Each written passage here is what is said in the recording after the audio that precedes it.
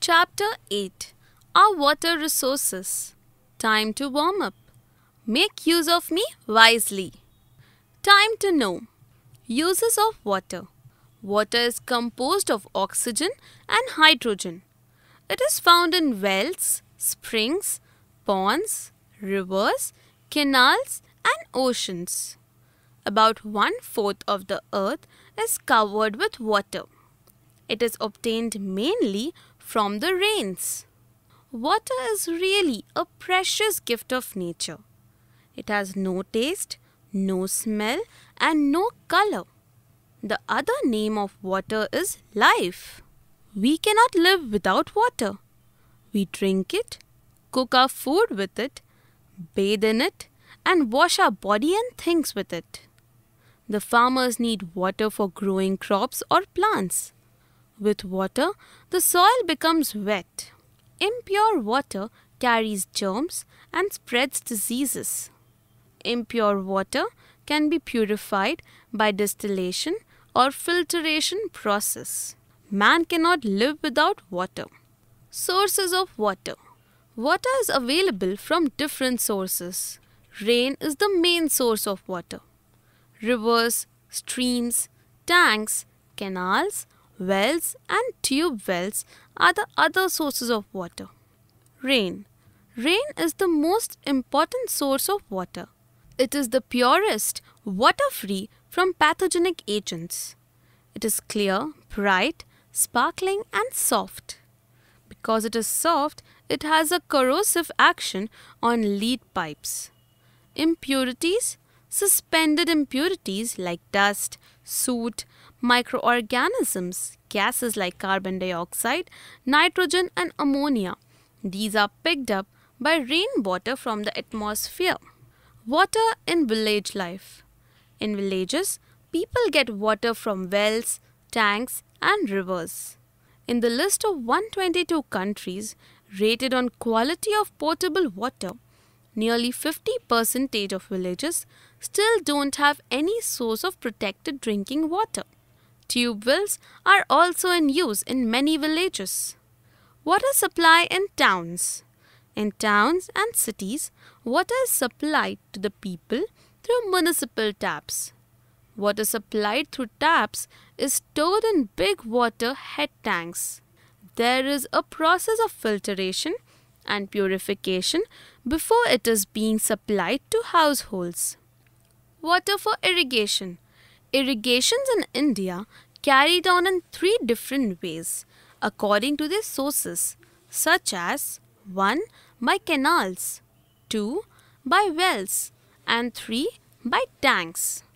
Out of the total area under irrigation, 40% are irrigated by canals, 40% by wells, and 12% by tanks. The rest 8% of land are irrigated by other methods. Canals. This is the most convenient method of irrigation. About half of the total area under irrigation by canals is situated in Punjab, Haryana, Uttar Pradesh and Andhra Pradesh. It is easy to dig canals in these areas since the land is level and soil soft. Wells. The rainwater sinks down easily in the areas where the soil is soft and porous. So water is available at a lower depth when wells are dug and it helps irrigation. The coastal strip of Tamil Nadu and Andhra Pradesh, some parts of Rajasthan, Haryana and Gujarat irrigation is also carried on by wells. Some or the other type of lift irrigation is required for using the well water for irrigation. Dams. These are artificial lakes constructed by masonry or dams built across rivers. Water from reservoirs is clear, palatable, soft and free from pathogenic organisms. Rivers. Rivers satisfy water needs of several cities and villages. It contains impurities produced by sewage, industrial waste, human and animal washings, etc. So it is not suitable for drinking without treatment. Tanks. They are large excavations in which water is stored. They form an important source of water in many of the Indian villages. Tanks receive water during rain and become dry in times of droughts and famines. In cities, overhead tanks are built to serve the needs of the people. Multi-purpose projects. Dams are constructed across rivers for various purposes. They are known as multi-purpose projects. Some of the multi-purpose projects in our country are the Bakra Nangal project.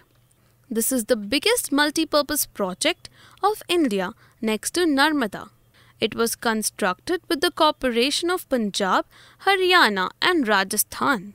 Its cost of construction was Rs 2,380 million. The dam, 518-meter long and 226-meter high, was constructed at Bakra on river Satluj in Himachal Pradesh. The Nangal Dam in Punjab is only 29 meters high. There is a canal 63 kilometers long has been constructed. Here a canal 63 kilometers long has been constructed. Two powerhouses, Ganguwal and Kotla, have been constructed on Nangal-Haidal Channel. The Damodar and its tributary rivers created havoc in a very large area in Bengal and Bihar. This is why these rivers are called rivers of sorrow. It is a multi-purpose project. It controls floods, produces electricity and provides water for irrigation. Besides, it helps fish culture, acts as a source of cheap transport and provides water for the industry. Its capacity is to produce 108 megawatt of electricity. The Nagarjuna Sagar project. It is in Andhra Pradesh on the river Krishna at Nandikonda village. It has an installed capacity of 3.5 lakh kilowatt. It also supplies water and produces electricity. The Hirakund project. This dam is in Orissa and located at Hirakund Reservoir, which is fed by river Hasdar and river Mand, both the tributaries of river Mahanadi.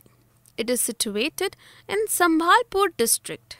It is 61 meter high and is 25.4 kilometer long. It is the longest river dam in the world. The total capacity of hydroelectric production is 1.24 lakhs kilowatt. It provides power to aluminium factory of Hirakund, the iron and steel works of Rourkela, cement factory of Rajgangapur, the paper and textile mills of Brajrajnagar, and ferro-manganese factory at Joda. The Kosi project. The dams have been constructed south of the junction of the Kosi and the Arun rivers. Capacity is 20 megawatt. The Rihan Dam project.